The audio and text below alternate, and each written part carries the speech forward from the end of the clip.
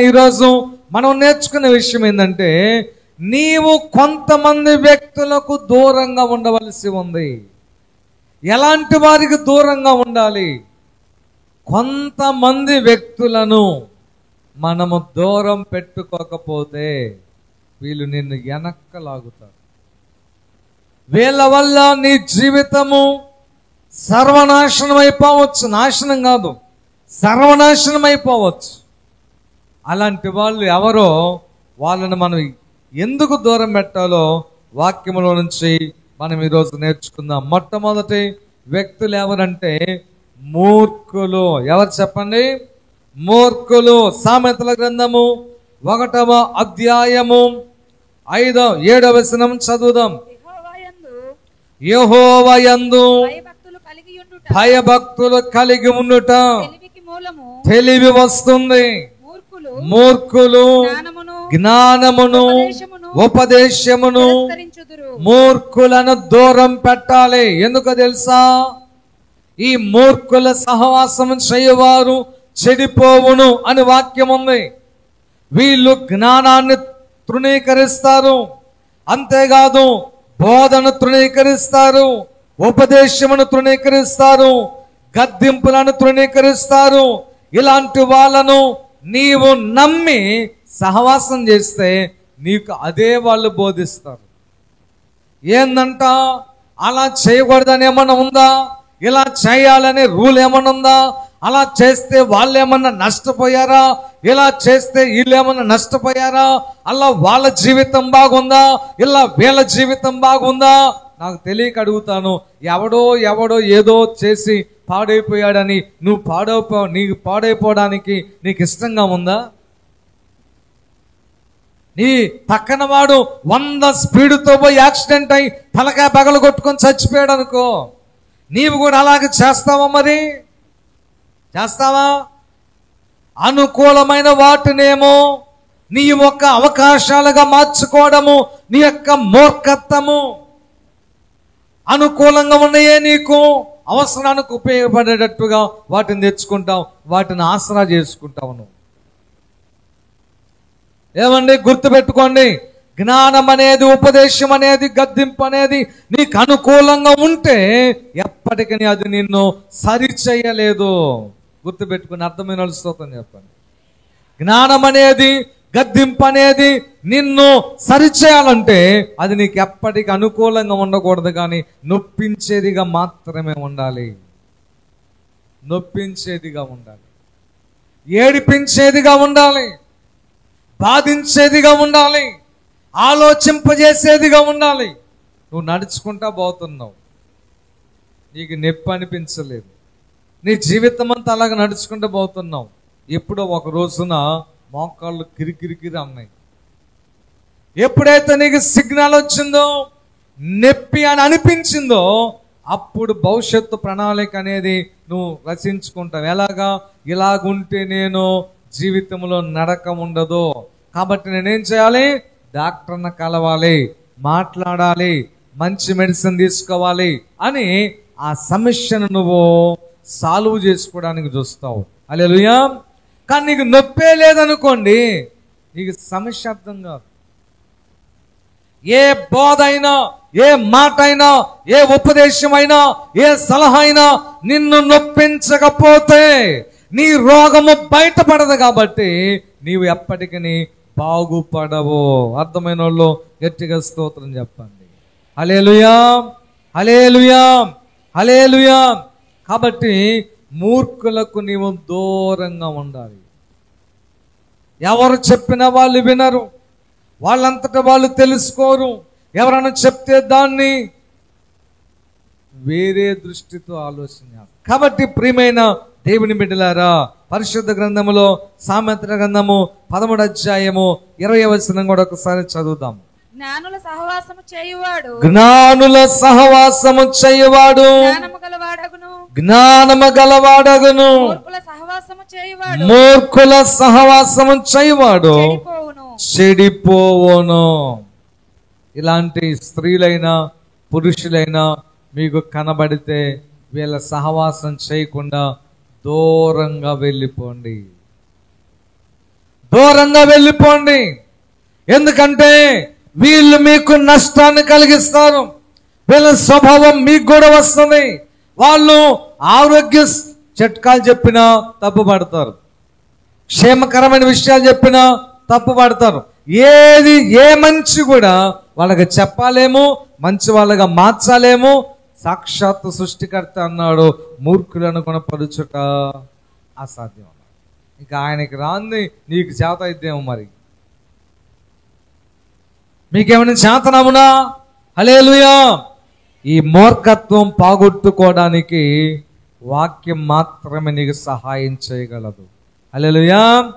అలాంటి వాళ్ళు ఎవరో ఉంటేనే గాని ఈ వాక్యాన్ని నీకు ఈరోజు చెప్పడానికి నా ముందు ఉంచాడు. అంతే. మూర్ఖుల్లో ఉన్న ఇంకొక లక్షణం ఏంటంటే దెబ్బ తగిలినాకే ఆలోచన చేస్తారు. వాళ్ళు తప్పు చేసి పాతను వాళ్ళకి ఏమైనా అయిందా? సరే అయిందాకుండు, మరి అయిందాకుండు, మంచిదే కదా. గుర్తుపెట్టుకోండి, ప్రతి మనిషి దేవుని బిడ్డే.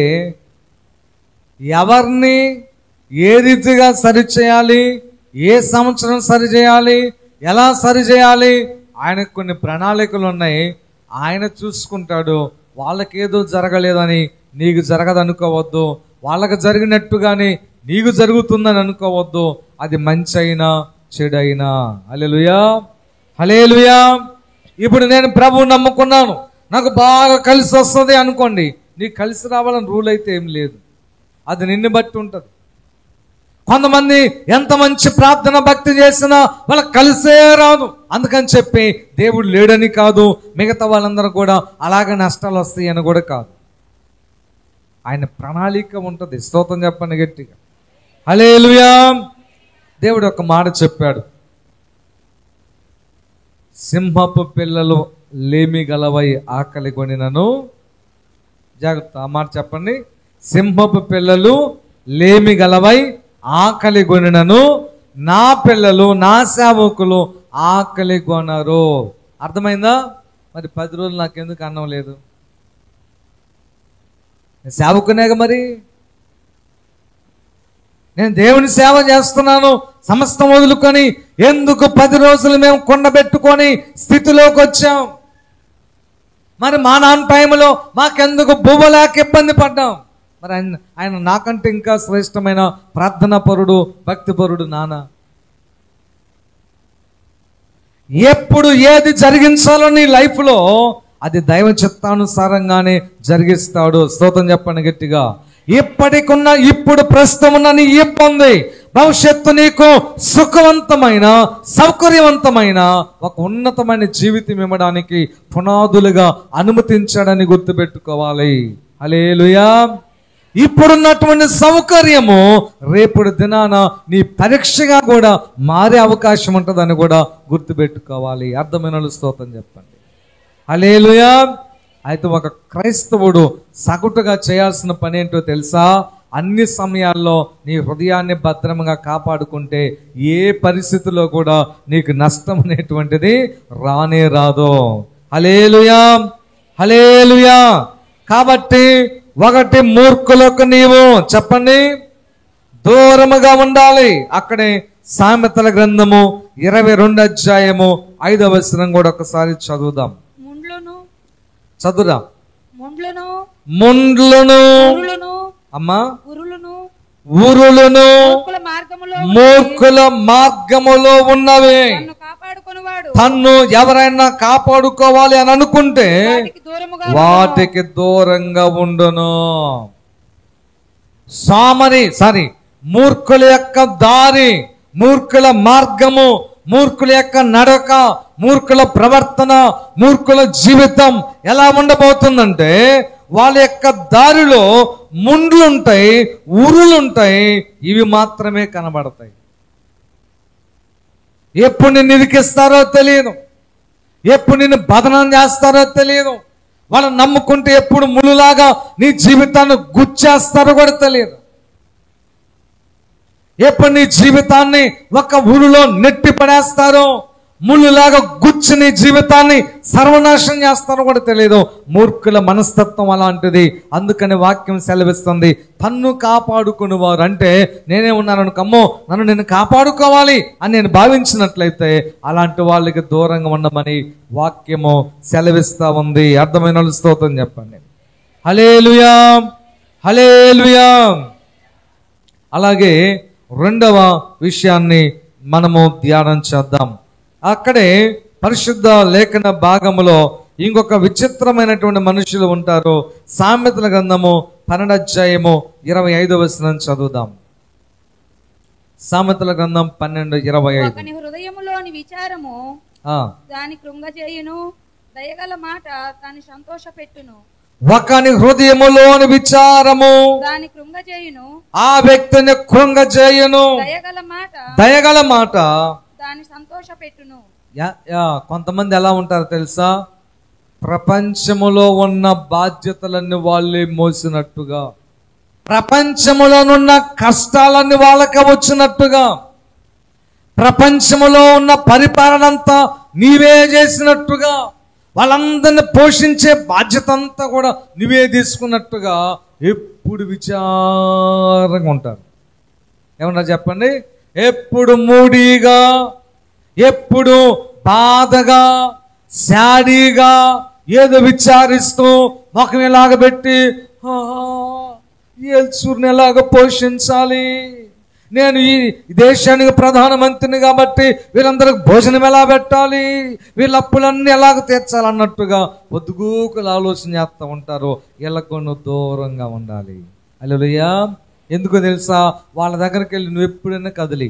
నాకు ఒక ఫ్రెండ్ ఉన్నాడు, పేరు చెప్పకూడదు, నా బాల్యకాలపు మిత్రుడు.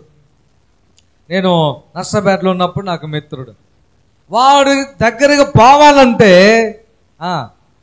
కాళ్ళు చేతులు సచ్చుపడతాయి. ఎందుకంటే ఎప్పుడు మంచి మాట మాట్లాడడు, ఎప్పుడు పాజిటివ్గా మాట్లాడడు, ఎప్పుడు ధైర్యంగా మాట్లాడడం. ఎప్పుడు పోయినా ఆ ఊరు మొత్తం, నర్సాపేట మొత్తం వాడే పరిపాలన చేసినట్టుగా, ఆ బాధలన్నీ వాడి మీదకి వచ్చినట్టుగా, ఏం చేస్తావులేరా మీకేమయ్యా. అప్పుడు దాకా సంతోషం దెబ్బకు ఊడిపోయింది నీ దగ్గర నుంచి వాళ్ళ దగ్గరకు పోతే. అప్పటి వరకు నువ్వు హ్యాపీగా ఉన్నావు, సంతోషంగా ఉన్నావు, హ్యాపీ మూడ్తో వాళ్ళ దగ్గరికి వెళ్ళావు. వాళ్ళ మాట అనగానే దెబ్బగా పోయింది.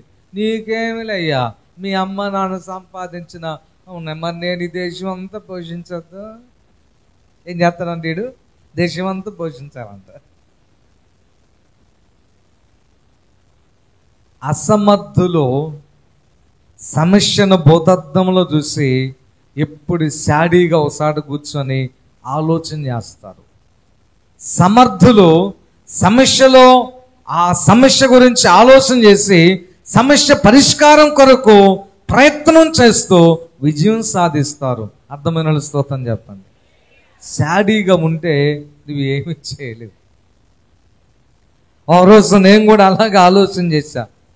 తెలియనప్పుడు ఎలా పోషించాలి కుటుంబాన్ని, ఇప్పటి వరకు ఒంటరిగా ఉన్నాను, ఇప్పుడు నాకు ఒక భార్య దొరికింది కాబట్టి భార్యను పోషించవలను, భార్య తర్వాత బిడ్డలను పోషించవలనని చెప్పి దిగులు పడతా ఉన్నా.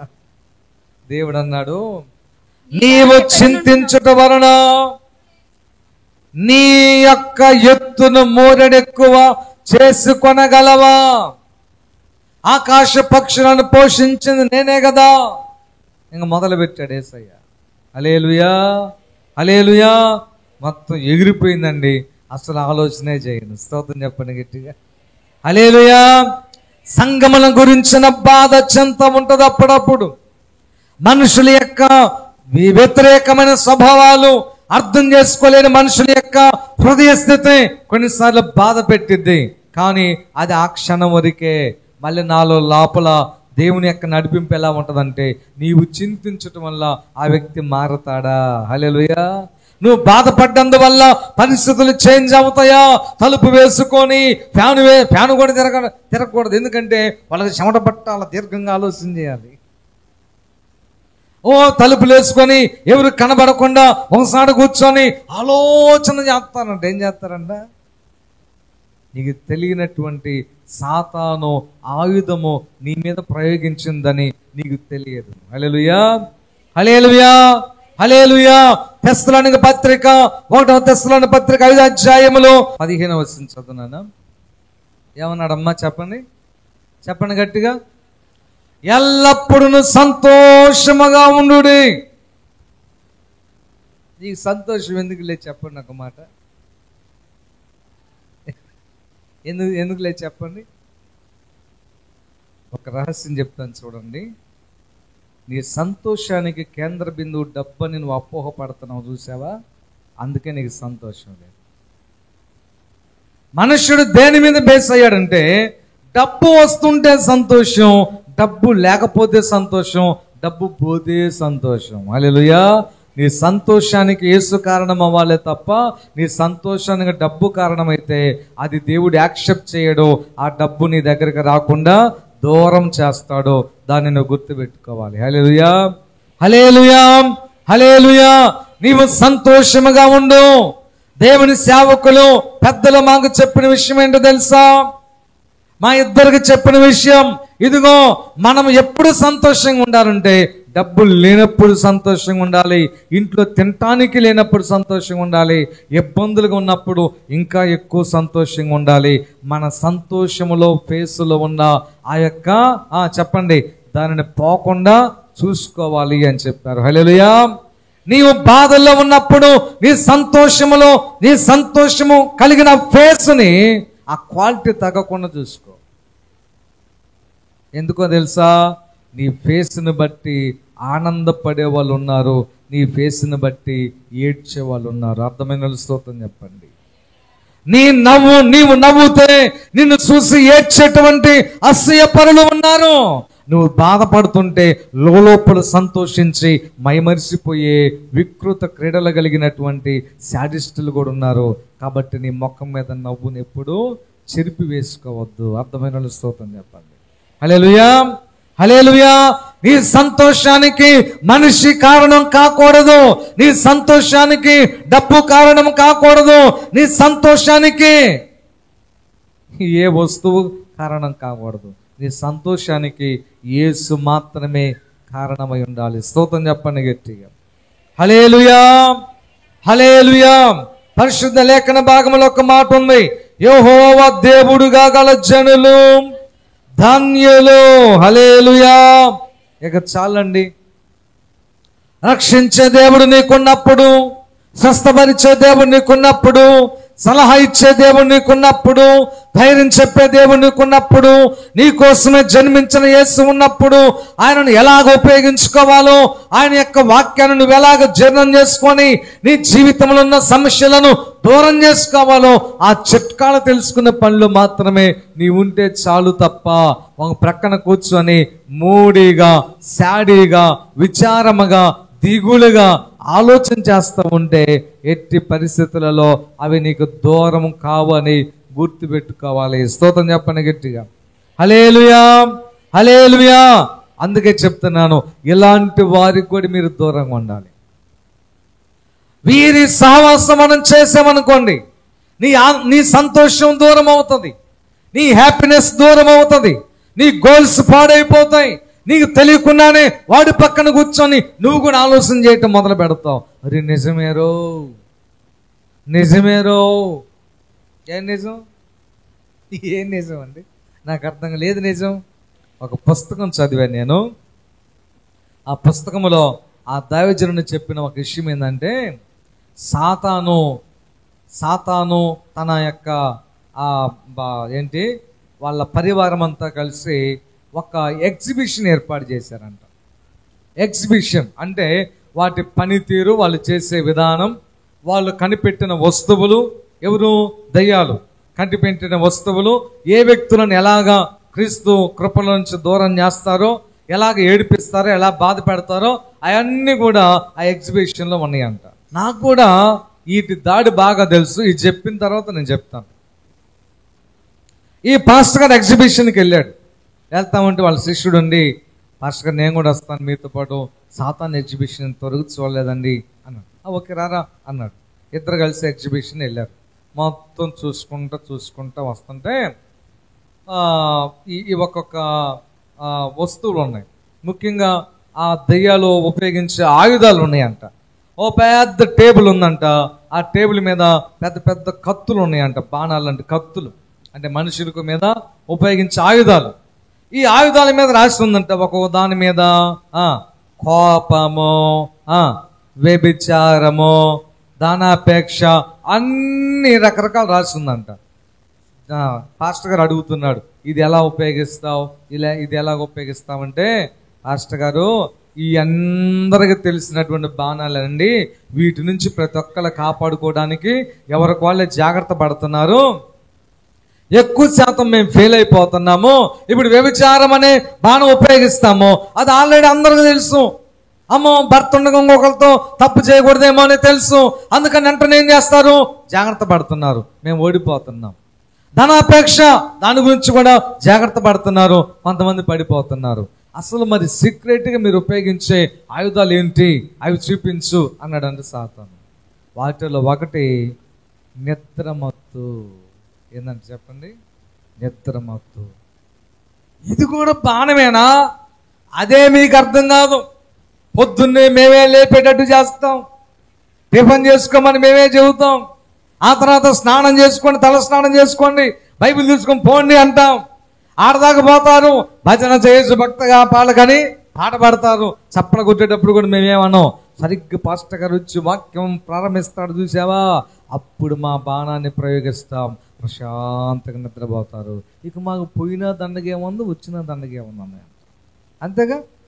చర్చికి పోయినా దండగేముంది, వచ్చినా దండగేముంది, మేము ఆల్రెడీ గెలిచేసాం. వామ్మో, మీరు మామూలు కాదే అన్నాడంటే పాస్టర్ గారు. హల్లెలూయా. ఇప్పుడు ఆ బాణం ఎంతమంది మీదకి వచ్చిందో ఆలోచన చేయండి అమ్మా. చాలా మందికి వచ్చింది ఆ బాణం. ఆ తర్వాత ఇంకో బాణం దగ్గరకు వచ్చి, ఇంకొక ఆయుధం దగ్గరకు వచ్చి, ఇదేం ఆయుధం అంటే దాని మీద రాసి ఉందంట విచారము. ఇది కూడా బాణమేనా? మరి నేను కూడా విచారిస్తున్నాను కదా, ఈ మందిరం ఎలా కట్టాలి, ఈ అప్పులు ఎలా తీర్చాలి, డుముక్కు డోలక్కు లేదు కదా, ఫ్యాన్ బిగించకపోతే, అయ్యో కరెంటు లేదే అని విచారిస్తున్నాను కదంటే, చూసావా దీని దెబ్బకి పాస్టర్ నువ్వే పడిపోయావు అందంట సాతాను. హల్లెలూయా. ఏందంట, ఇది ఎవరికి తెలియదు, ఇది మా బాణమని నీకు తెలియదు. చూసారా, నేను నా జీవితంలో బాగా గమనించాను.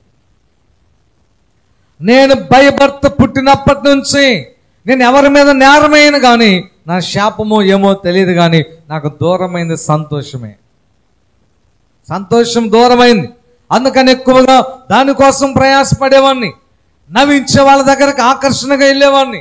నేను కూడా నవ్వించేవాడిని. అలా ఉండాలని నాకు తాపత్రయం, ఆశ ఎక్కువ. హల్లెలూయా, హల్లెలూయా. ఎందుకంటే నేను ఎప్పుడు మూడీగా సాడీగా ఉండేవాడిని. మీరు స్కూల్లో ఎంక్వైరీ చేసుకోండి, ఎప్పుడు ఏ ఆట ఆడని వింత జంతువు వింత వస్తువు ఎవరైనా ఉన్నారంటే విజయ్ కుమార్ మాత్రమే. ఏ ఆటగా నేను బాను. ఓ చెట్టు దగ్గర కూర్చుంటాను, ఏదో ఆలోచన చేస్తూ ఉంటాను. నవ్వు లేదు నా ఫేస్లో, ఆనందం లేదు. హల్లెలూయా. కారణాలు చాలా ఉన్నాయి, వాటితో మీకు నేను ఇప్పుడు చెప్పాల్సిన పని లేదు. అలాంటి పరిస్థితులలో నుండి వచ్చా కాబట్టి సంతోషం ఉంటుంది. పెళ్ళైన తర్వాత 22-23 సంవత్సరాల వరకు నా పుట్టినరోజు తారీఖు తెలియదు, నా పుట్టినరోజు ఎప్పుడు కూడా తెలియదు. ఎప్పుడైతే బర్త్డే చేసుకోవాలి అనుకున్నానో వచ్చి కూర్చుండు సాతాను వాకిలి కాడ.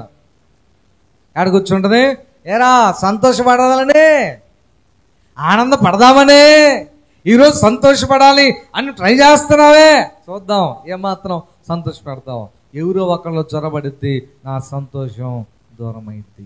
ఇప్పటికి నేను చాలాసార్లు అనుకున్నాను, తీర్మానం తీసుకుని, ఏంటో తెలుసా, జీవితంలో బర్త్డేలు చేసుకోకూడదు, పెళ్లి రోజులు చేసుకోకూడదని చాలాసార్లు తీర్మానం తీసుకున్నాను. హల్లెలూయా.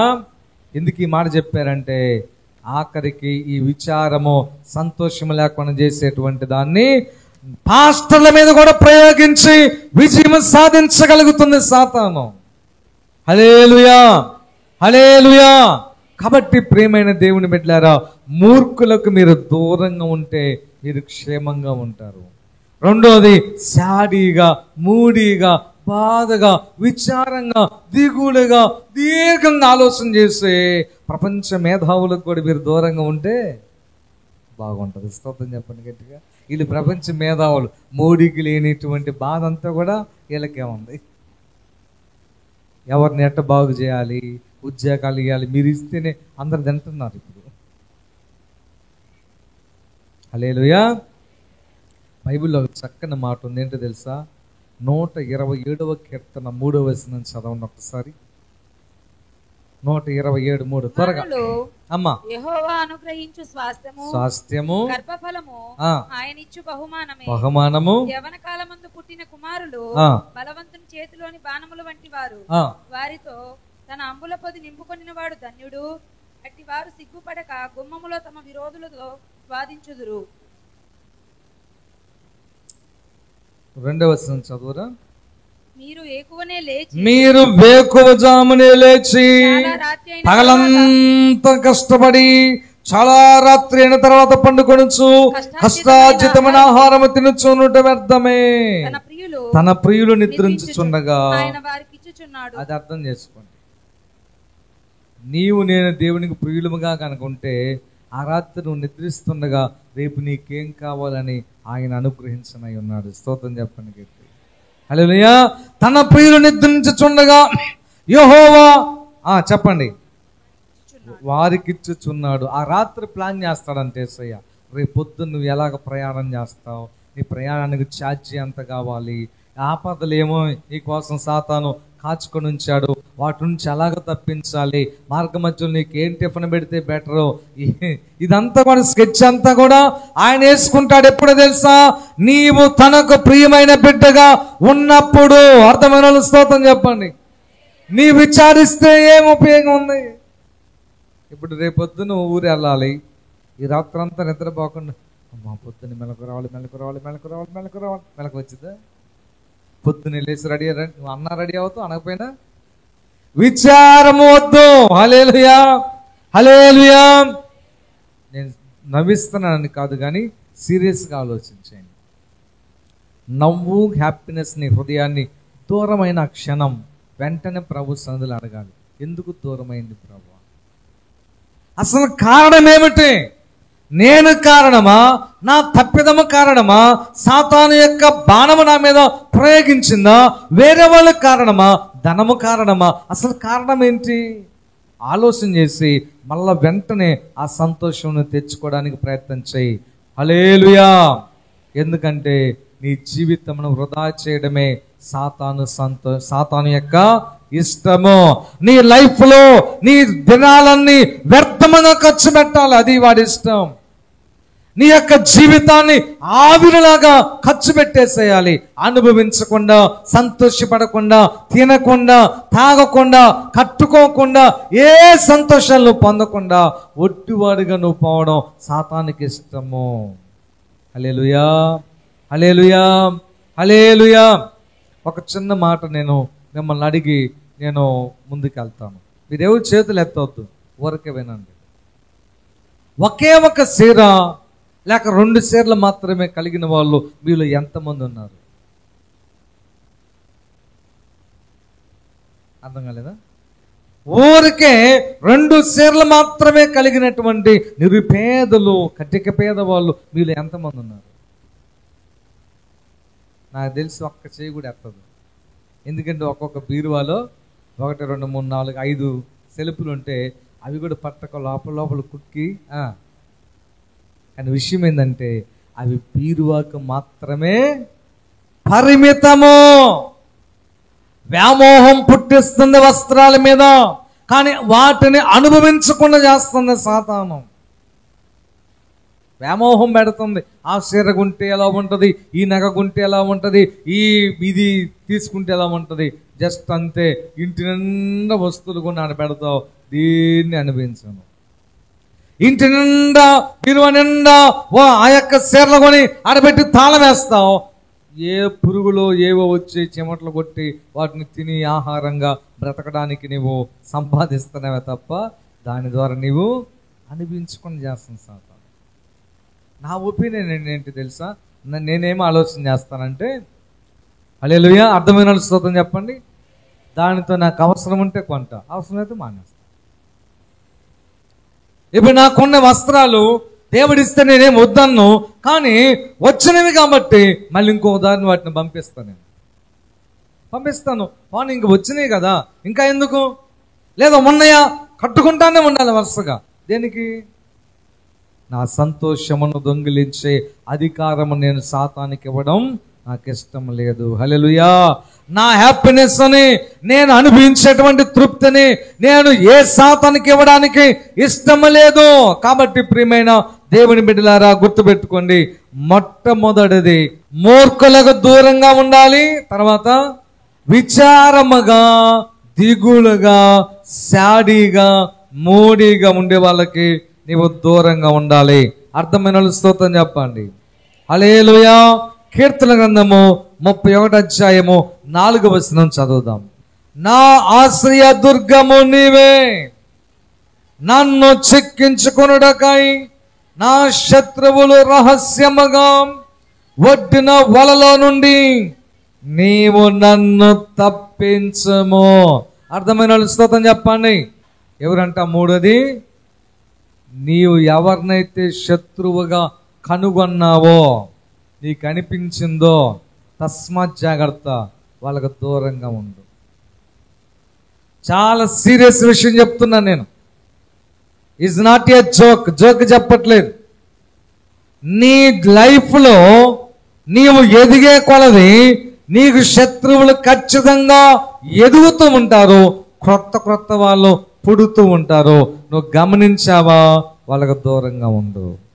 హల్లెలూయా, హల్లెలూయా, హల్లెలూయా.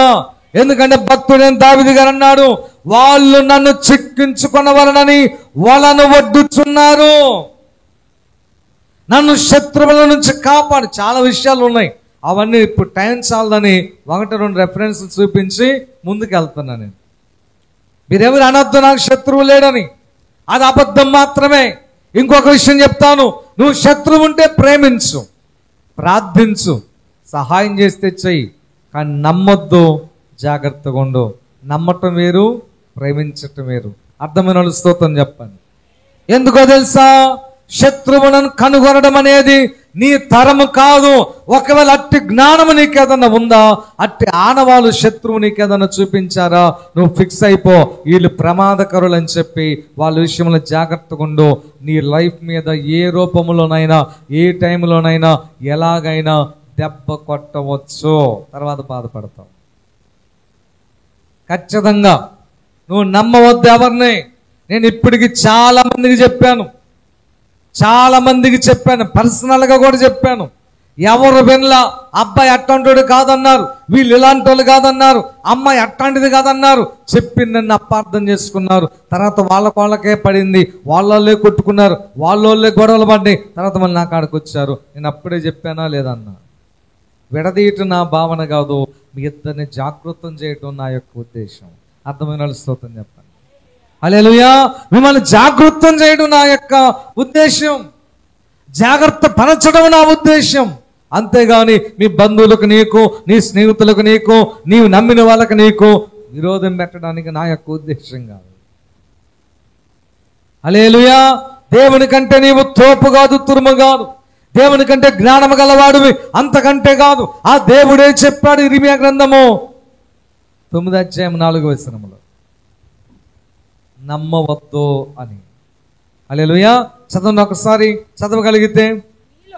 అమ్మా, మీలో ప్రతివాడును తన పొరుగువాని విషయమై జాగ్రత్తగా నుండవలెను. ప్రతి సహోదరుని కూడా నమ్మవద్దు. మరి ఎందుకు చెప్పాడు దేవుడు? మళ్ళీ అదే దేవుడు ఏమన్నాడు? నీ శత్రువుని ప్రేమించన్నాడు, ప్రతి ఒక్కరిని ప్రేమించన్నాడు, నిన్ను వలె నీ పొరుగు వారిని. మరి ఇక్కడేమన్నాడు? నీ పొరుగు వారి విషయం జాగ్రత్తగా ఉండన్నాడు. కారణం ఏంది?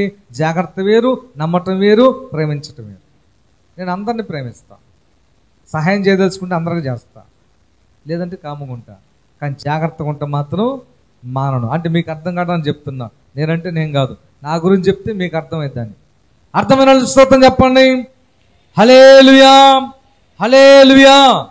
ఇటీవల నేను వార్తలు విన్నాను, వార్తలు చెప్తున్నానని మీరు బాధపడొద్దు. కానీ ఇంట్లో పిల్ల మిస్ అయింది. ఎప్పుడు చాలా జరిగినాయి. ఇటీవల వారం రోజులు జరిగిన విషయం చెప్తున్నా. ఇంట్లో పిల్ల, చిన్నపిల్ల మిస్ అయిపోయింది. ఏమైపోయింది అర్థం కాదు. సొంత అక్క చెల్లో మరి వదినో తెలియదు. ఆమెకు పిల్లలు పుట్టలేదని చెప్పి ఏం చేసింది, ఆ పిల్లని ఇంటి మీద తీసుకుని వెళ్ళి ఇంటి మీద వాటర్ ట్యాంక్ ఉంటుంది, ట్యాంకులు వేసి మొదలుపెట్టింది. ఊహించారా శత్రువని?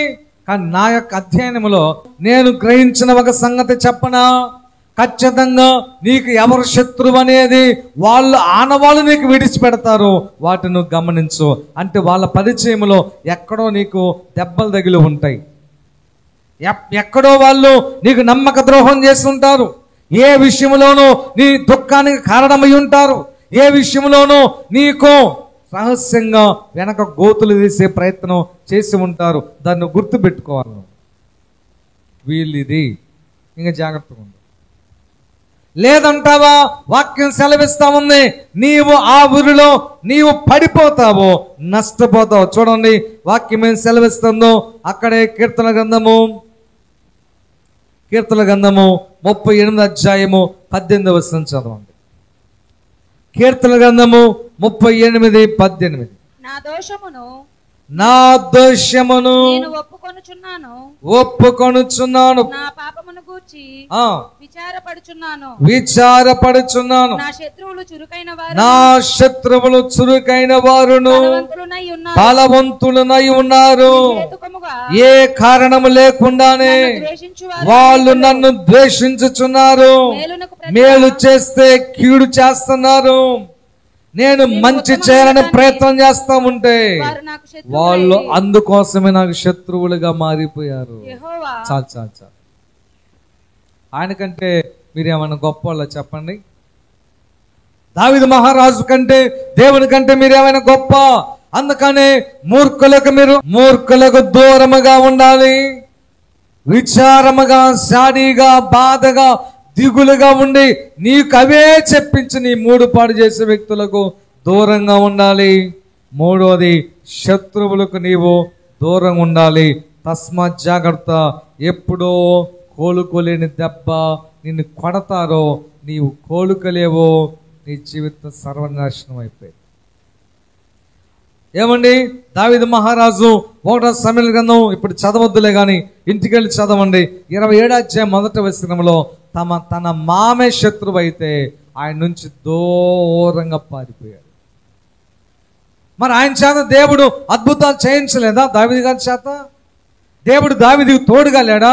చాలా మంది ఓవర్ కాన్ఫిడెంట్, దేవుడు నాకు తోడుగా ఉన్నాడు, ఎవడు ఏం చేయలేదు. వారికి ఎక్కలోడా? యేసుప్రభునే పట్టుకొని పోయి సిలువ వేశారు, మర్చిపోయావా అమ్మా? యేసుప్రభునే తీసుకుని వెళ్ళి సిలువ వేశారు, మర్చిపోయావా? పిల్లనిచ్చిన మామే చంపాలని చెప్పి ఏటిస్తున్నాడు, మర్చిపోయావా? జాగ్రత్త ప్రియ దేవుని బిడ్డలారా. ఎవరు నీ శత్రువో నీ మనస్సాక్షి, నీ జ్ఞానము, నీ పరిశోధనాత్మక ఆలోచన చెప్తుంది. వారి విషయమై జాగ్రత్తగా ఉండు. అది నీ కుటుంబ సభ్యులైనా, బయటోళ్ళైనా, నీ యొక్క పార్ట్నర్ అయినా, ఎవరైనా అనవసరం. ఎవరైనా మారొచ్చు. అర్థమైన స్తోత్రం చెప్పాలి గట్టిగా. హల్లెలూయా, హల్లెలూయా. కాబట్టి ప్రియమైన దేవుని బిడ్డలారా, ఇంకొక విషయం చెప్పి నేను వాక్య భాగాన్ని ముగిస్తాను. చివరి విషయం చెప్తాను. ఇంకా చాలా విషయాలు ఉన్నాయిలే కానీ సామెతల గ్రంథం 14:23. ఏ కష్టము చేసినను లాభమే కలుగును. 14:23. ఓకే రైట్, చదువు. ఏ కష్టము చేసినను లాభమే కలుగును. ఒట్టి మాటలు లేమిడికి కారణమగును. వీళ్ళెవరో గెస్ చేయగలరా? ఎవరు ఈ తెగకు చెందిన వాళ్ళంటే ఒకసారి నేను చెప్పిన రిఫరెన్స్ చదువురా. ఏ కష్టము చేసినను లాభమే కలుగును. ఒట్టి మాటలు. అదండి, కొంతమంది ఏం చేస్తారంటే ఏ కష్టం చేయకుండా, చెప్పండి, ఏ పని చేయకుండా ఇంటి దగ్గర కూర్చొని ప్లానింగ్లు వేసుకుంటా పెద్ద పెద్ద మాటలు మాట్లాడుతా. అంటే ఏంటి పెద్ద మాటలు? అక్కడ 50 ఎకరాలు కొందాం అనుకుంటున్నాను, ఇక్కడ ఒక 50 లక్షలు నా కోసం రెడీగా ఉన్నాయి. ఓ అది ఒట్టిదే, ఏమి లేదు. ఇవన్నీ ఒట్టి మాటలే. కొంతమంది పెద్ద పెద్ద మాటలు మాట్లాడుతుంటారు, ఒట్టొట్టి మాటలు మాట్లాడుతుంటారు. ఎమ్మెల్యే తెలిసినట్టుగా, ఎంపీ తెలిసినట్టుగా, ముఖ్యమంత్రితో ఫోటోలు దిగినట్టుగా.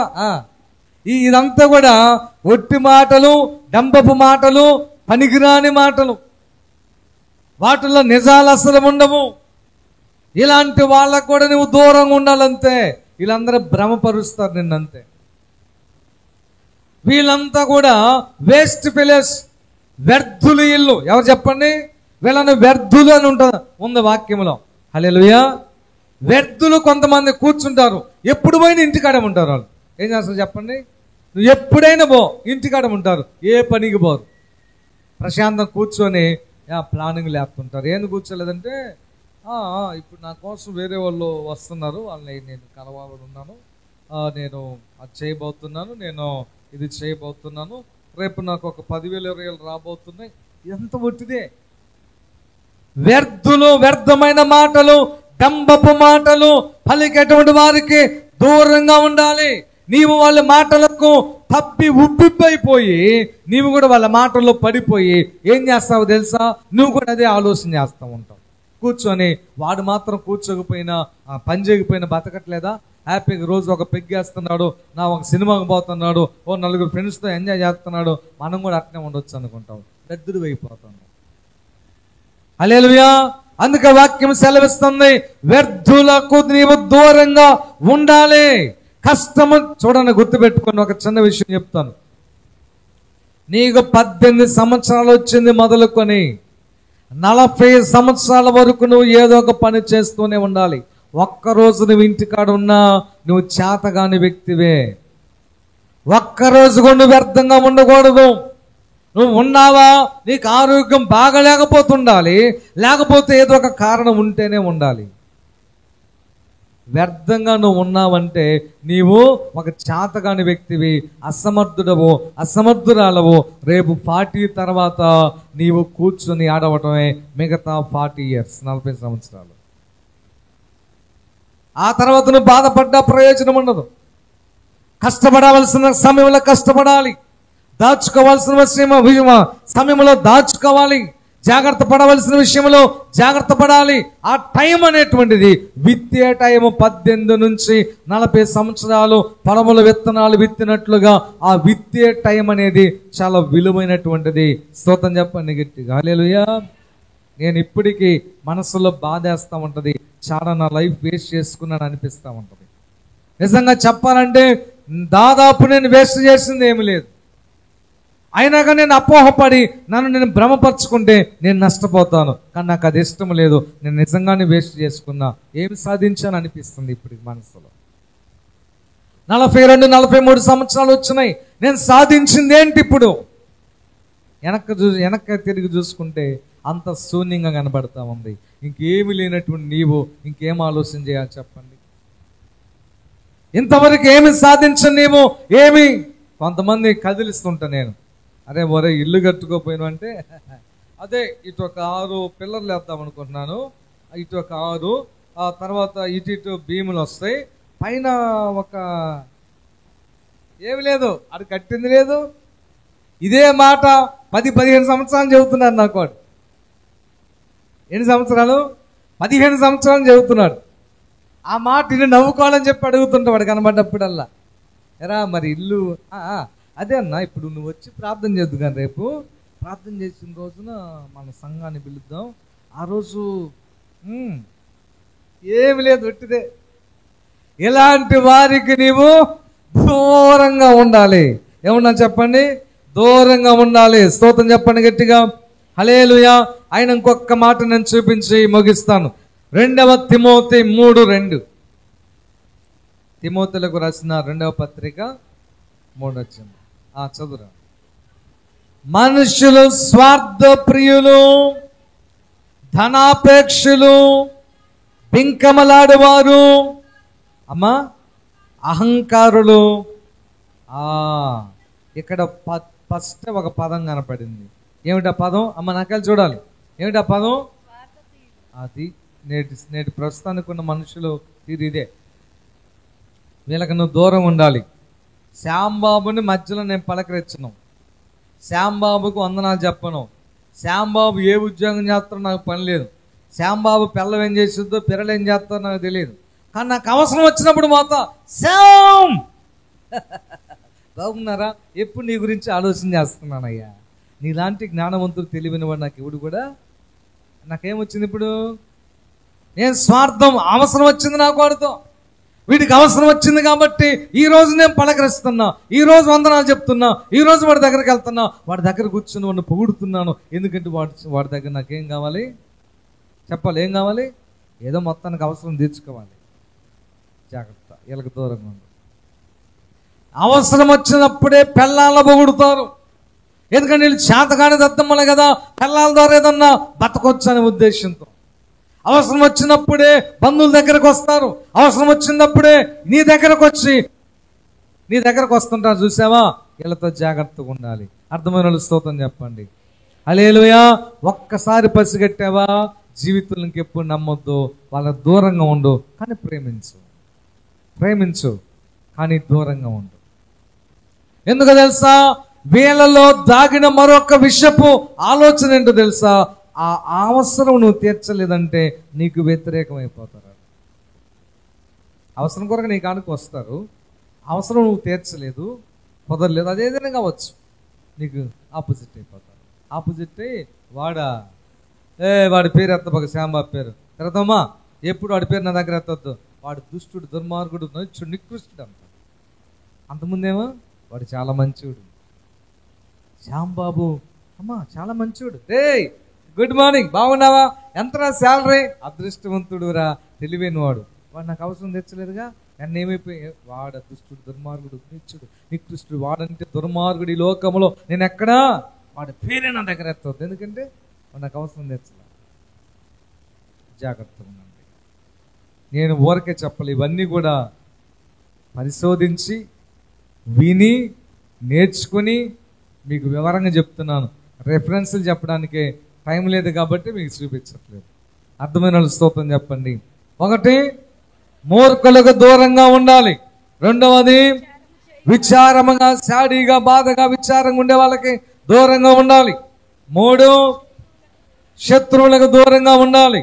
నాలుగవది, ఒట్టి మాటలు చెప్తూ, వ్యర్థమైన మాటలు చెప్తూ, డంబపు మాటలు చెప్పి కాలయాపన చేస్తూ, వీడు పని చేయకుండా, పని చేసేవాడిని జడగొట్టకుండా ఒట్టి మాటలు. ఎందుకురా నువ్వు ఇంటికాడ ఉన్నావు అన్నా, మొన్న ఒకరిని గుర్తొచ్చింది, మళ్ళీ చెబుతున్నాను.